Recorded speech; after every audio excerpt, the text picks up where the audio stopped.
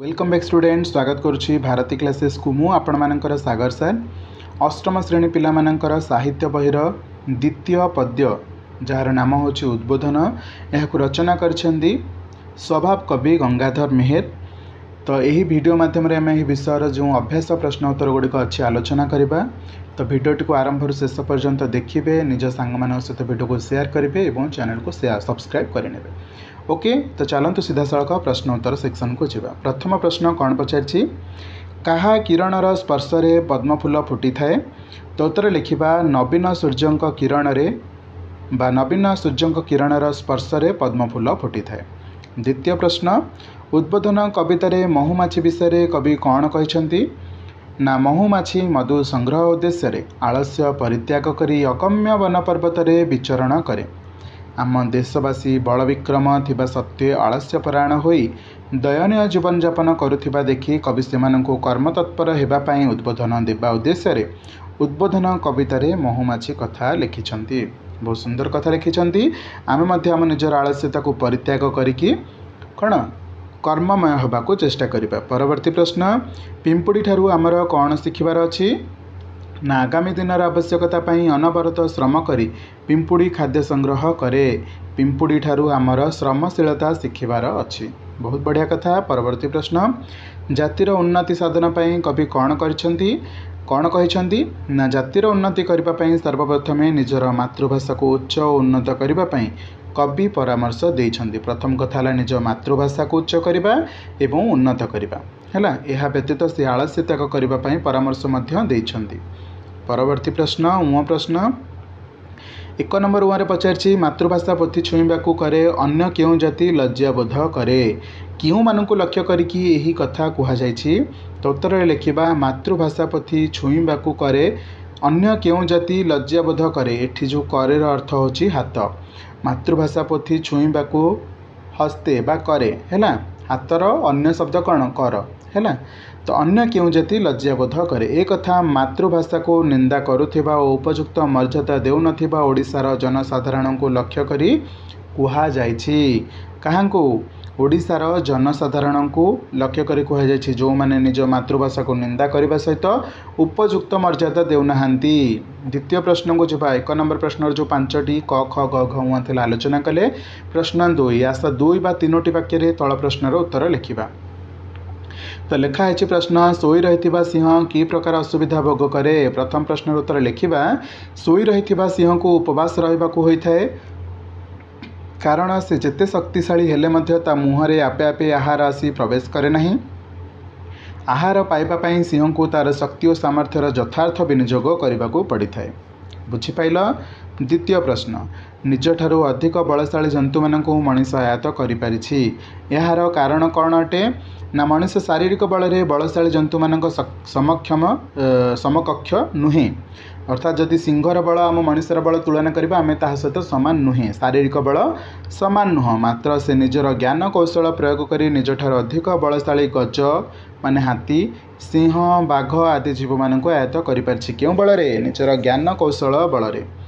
परवर्ती प्रश्न मनीषर उन्नति सहित भाषार की संपर्क रही ना मनीषर उन्नति सहित भाषार गभीर संपर्क रही। कारण उपयुक्त भाषा ज्ञान नथिले व्यक्ति विशेष कल बल कौशल कलारे सामर्थ्य प्रकाश करिपारि नाही। भाषारे उपयुक्त दक्षता नथिले मनीष कल कौशलर विकास करिपारिबो नाही। बुझिहेला। परवर्ती प्रश्न कौन पाई आमे हृदय उच्च अभिलाष पोषण करिबा ना मातृभाषार स्वाभिमान सुरक्षा और उन्नति पाई हृदय उच्च अभिलाष पोषण करिबा दरकार। फल रे आमे समाज रे उच्च सम्मानर अधिकारी होई परिबा। बुझिहेला।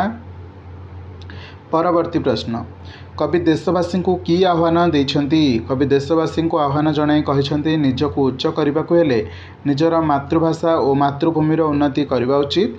प्रतिवेशी सहित समकक्ष हेबाकू हेले शुभ कर्म पथरे अग्रसर होई मातृभूमि और मातृभाषा पे निजको उत्सर्ग करबाकू हेबो। बुझिहेला। एबे 3 नंबर प्रश्न को जिबा। 3 नंबर प्रश्न रे कौन पचारि ना तुमको भल लगुवा पद गुड़िक आवृत्ति करी सांग मानू शुणा। यहाँ निजर काम अच्छे यहाँ आपण मैंने निजे कभर करें। एबे आसतु परवर्ती प्रश्न को। ये पचारि आस तल शब्दर तल प्रश्न गुड़िकर उत्तर 100 ରୁ 120 शब्द मध्य लिख माने यहाँ आपण गोटे लंग क्वेश्चन आपण को देखई दूसरी आपण मैंने स्क्रीनशॉट नेबे निजे थे दुई थर पढ़े तापर निज नोट खातार लिखे देखिए आपंकर अभ्यास हो पूरा मन रही बाकी समय देखिकी मुझे स्पेशली गोटे भिडियो आपंकर लंग क्वेश्चन को आलोचना करी क्लियर अच्छी तो स्क्रीनशॉट नहीं जातु 4 नंबर कर प्रश्न बाकी किसी पोर्शन अच्छी सेटा को मध्य स्क्रीनशॉट नहीं जातु टिके जूम आउट कर दूची ओके नहीं गला स्क्रीनशॉट नेक्स्ट आउ किसी पोर्शन थिला से तक मिसे कि ख प्रश्न को मध्य स्क्रीनशॉट नियंतु एबे गर स्क्रीनशॉट को नबा बट खर किसी पोर्शन बाकी रही से तक को आग नहीं जातु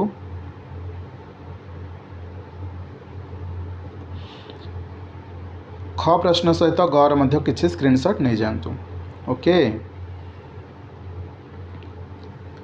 नेक्स्ट ग प्रश्नर आउ किसी पोर्शन बाकी रही जाइए क्लियर है 4 नंबर क ख गर जो लंग क्वेश्चन थिला नहीं गल एबे 5 नंबर जो सरलार्थ अच्छी ताकू स्क्रीनशॉट नहीं जाओ एगुड़ाक आम जब आलोचना कर बसवा ताल आपंकर बहुत समय पड़ेब आम कम्प्लीटली क्वेश्चन आंसर शेष कला घंटे प्लस हो वीडियो से जो कहूँ आपण मैंने स्क्रीनशॉट नहीं जातु यहाँ 5 नंबर क प्रश्नर उत्तर से भली 5 नंबर ख प्रश्न आपण सामने रहा तार उत्तर सहित ग प्रश्न मध्य आपण सामने रहा तार उत्तर सहित एवं यार परवर्ती प्रश्न जहाँ अच्छी ताकू आलोचना करवा क्लियर अच्छी 6 नंबर प्रश्न कौन पचारछि आस कवितार केतेक पद पूरण करवा जा भाषा दुर्बल काहीं तार ज्ञान यार परवर्ती फ्रेज रे कौन लिखाई काहीं तार राज दुआरे सम्मान तो ये आम कौन लिखा काहीं तार राज दुआरे सम्मान ख प्रश्न कौन पचारछि डैश प्रथम लाइनटा पचारछि प्रश्न द्वितीय लाइन देखिए चक्षु मिलवाकू नाही अवसर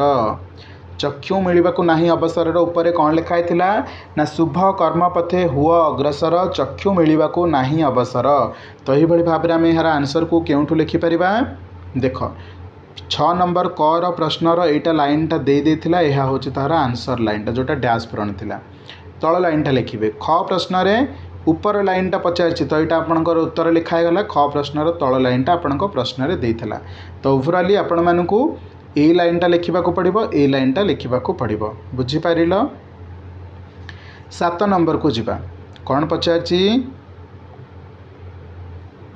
क स्तंभ दी जाइथिबा धाड़ी सहित ख स्तंभ थिबा उपयुक्त धाड़ी को जोग करी कवितांशटी को सजाड़ी लिखिबा बहुत बढ़िया कथा गज सिंह व्याघ्र देहे अच्छी बल तांकु बांधे नर प्रकाशी कौशल ताहले आमे प्रथम लाइनटा को कौटी लिखिबा तांकु बांधे नर तांकु बांधे किए मनीष नर माने किए मनीष प्रकाशी कौशल निजर ज्ञान कौशल माध्यम रे बांधे द्वितीय अच्छी कौशल जनक ज्ञान अटे कौशल जनक ज्ञान अटे सिना ताकू कौन सजाड़ी लिखा जन्मी नपारे ज्ञान भाषा बिना ज्ञानटा भाषा बिना जन्मी पार नहीं तो आम ये लाइन को गार पकईकि अंडरलाइन करदे बुझी होची यहाँ को कलर अंडरलाइन करछि ताकि आपण मानकु भल भाव बुझा पड़ो नेक्स्ट आसिला ग प्रश्न 3 नंबर लाइन रे भाषा जोगु सिना दमी जीवगण भाषा जोगु सिना दमी जीवगण मानव करई विश्व राजपण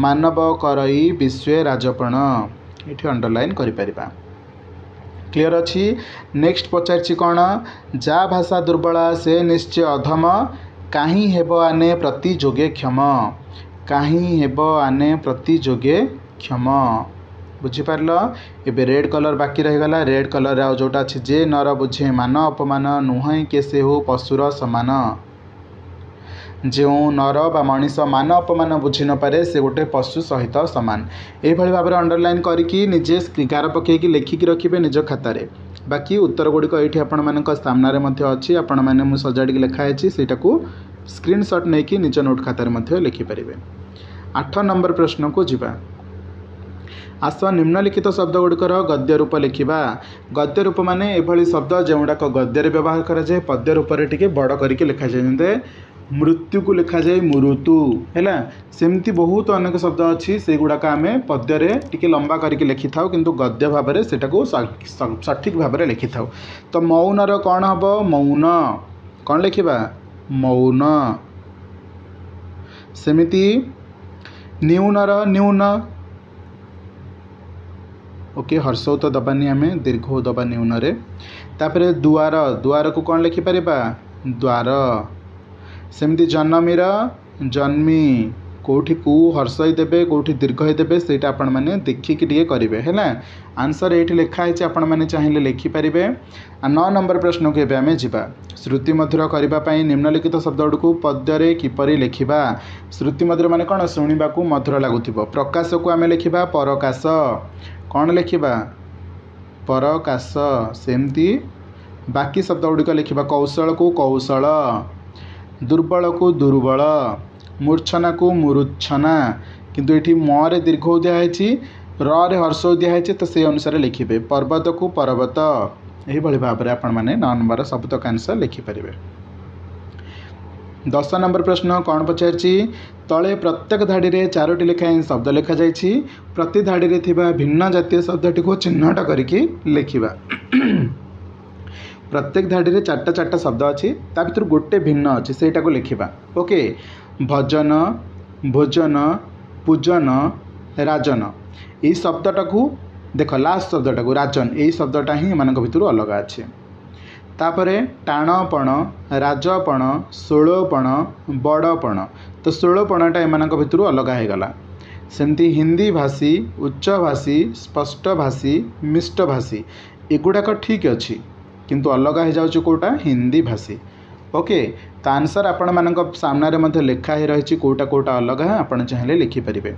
11 नंबर प्रश्न आस तल लिखित शब्द गुड़िकर विपरीत अर्थबोधक शब्द लिखिबा। विपरीत माने अपोजिट जोटा कहे सुप्त माने सोई रही तार अपोजिट होची जाग्रत तो लिखिबा एठी जाग्रत। दुर्बल तार होची सबल तो ये लिखिबा। क्षम अक्षम हब ये लिखिबा। निचर उच्च हम ये लिखा किंतु द्वितीय च है देख ये सिंगल च अच्छी ये द्वितीय च हम। आशार निराशा हम। शुभर अशुभ हम। मंगलर हम अमंगल। प्राय शब्द देखु अ लगे कि केतेटा शब्द आम बन पारे 3टी तो सेगुड़ाक मन रखिए। बाकी आज जो 3टी 4टी अच्छी सेगुड़ाक आराम से मन रही। परवर्ती प्रश्न 12 नंबर रे कौन पचारछि आस तल लिखित शब्द गुड़िकर प्रति शब्द लिखिबा।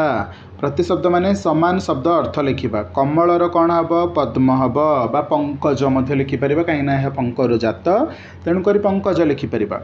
पक्षीर कौन लिखिपर विहंग लिखिपर।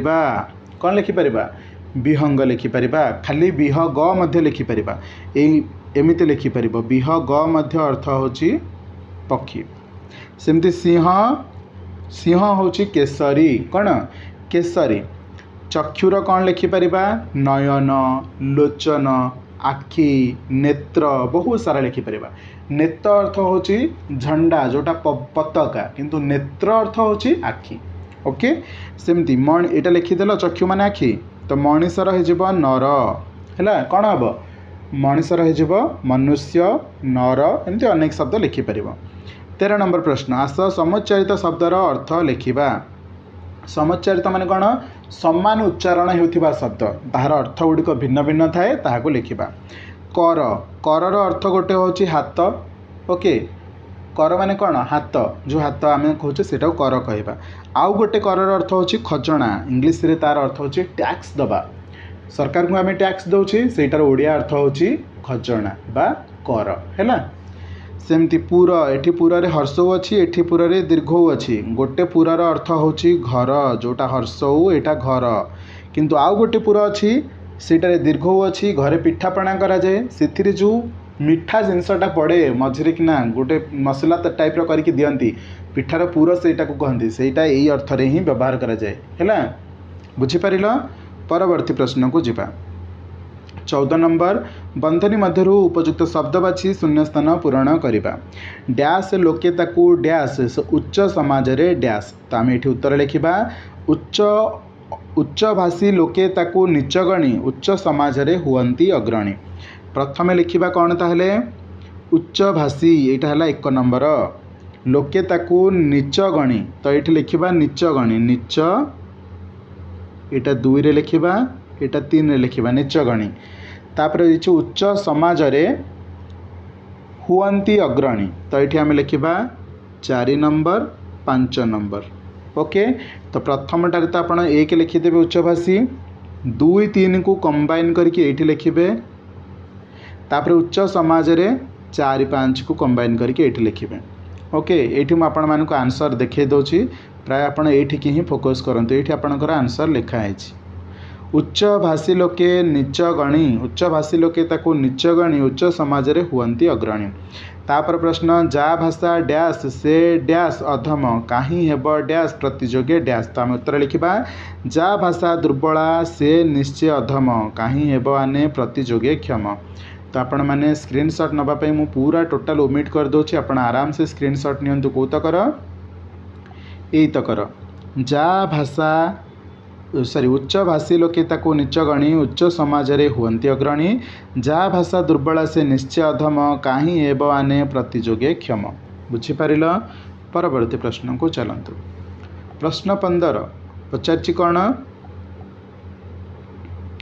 कहीं तार राजदुआरे सम्मान एठारे राजदुआर शब्दर ठीक उत्तर को प्रदत्त उत्तर मानक मध्यरु बाछिकी लिखिबा। तो उत्तर कौन हम राजदुआर राजा बसाउथिबा दरबार राजदुआर माने कौन राजा बसाउथिबा दरबार तो उत्तर लिखिबा राजा बसाउथिबा दरबार।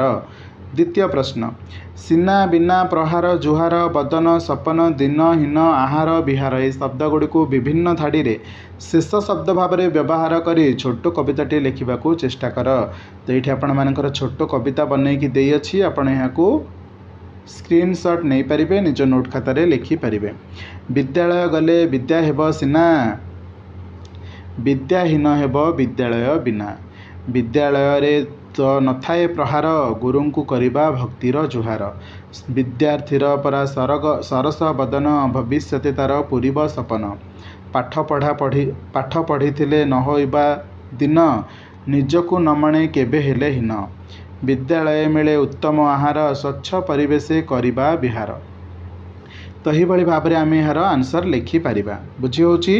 परवर्ती प्रश्न को जीवा आ यहाँ आपण मानकर शेष प्रश्न पिला माने 17 नंबर प्रश्न कौन पचारची मातृभाषा पोथी छुईबाकू करे अन्य क्यों जाति लज्जा बोध करे ये जो करे लिखा है तार अर्थ होची हाथ है। यही कविता मूल कविंकर उद्देश्यटी कौन प्रदत्त उत्तर गुड़िक मध्य ठीक उत्तरटी को बाछिकी लिखा। ये कौन कहते कविता परिहास करछंती थट्टा करछंती से मानक उद्देश्य जो माने निज जाति को निज मातृभाषा को निंदा करछंती अपवाद करछंती जो माने निज मातृभाषा को सम्मान दौनांती से मानकू पटहास्य करिकी थट्टा करिकी परिहास करिकी कहा जायछि। मातृभाषा पोथी छुईबाकू करे बा मातृभाषार बही को बा मातृभाषा को जो माने हाथ में नौनाहांती बा मातृभाषा को निजर बोली भावुनाहांती मान सम्मान मर्यादा दौनाहांती सेही लोक मानक उद्देश्य एटा परिहास करायछि अन्य केउं जाति लज्जाबोध करे। बुझे।